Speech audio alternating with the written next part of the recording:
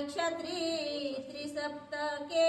आणि हे प्रभू रामचंद्र तुम्हीच असणाऱ्या परशुरामाच्या स्वरूपामध्ये जाऊन जो काही सहस्रार्जुन होता त्याला तर असणारा मारलेच आहे, परंतु जे काही ब्राह्मण आहेत गायी आहेत त्यांचं सुद्धा रक्षण करून ही पृथ्वी असणारी 21 वेळा निक्षत्रिय करणारे तुम्हीच असणारे पुरुषार्थी अशा प्रकारचे आहात. आणि तेच असणारं तुम्ही राम स्वरूपामध्ये या ठिकाणी रावणाला मारण्यासाठी अवतीर्ण झालेला.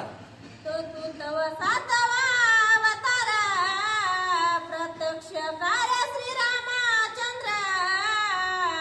मित्य शरबंध शरपंजर उठी सत्वर रिपुतळसी.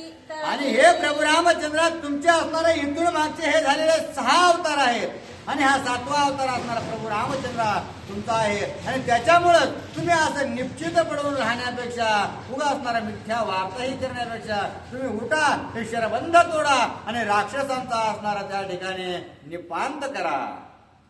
ऐशे नारदे सांगता पण शिव वरदान वरदान.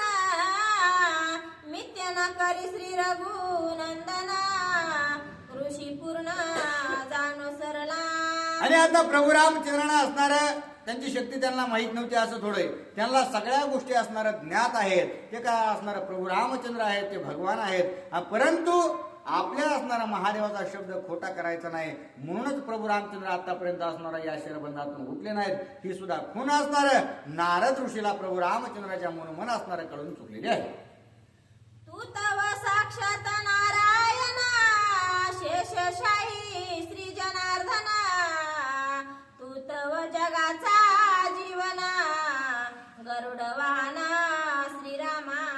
म्हणून आता प्रभू रामचंद्रांना असणारे युक्ती सुचवण्याचं कार्य सुद्धा असणार नारद ऋषी करू लागले आहेत की हे प्रभू रामचंद्रा तुम्ही स्वतः असणारं नारायणाचं स्वरूप आहात आणि जे असणारं तुम्ही इकडे या सर्व सृष्टीमध्ये भ्रमण करीत असताना ज्याचा वापर करता तो आहे गरुड. आणि गरुड वाहनधारी अशा प्रकारचे प्रभू रामचंद्रा तुम्ही आहात.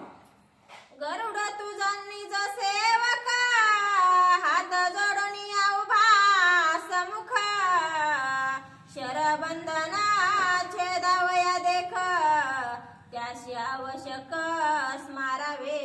आणि प्रभू रामचंद्रानं सांगितलं की तुम्ही शेषशाही आहात, शेषावर असणार झोपलेला आहात आणि तुमच्या पुढे असणार अखंड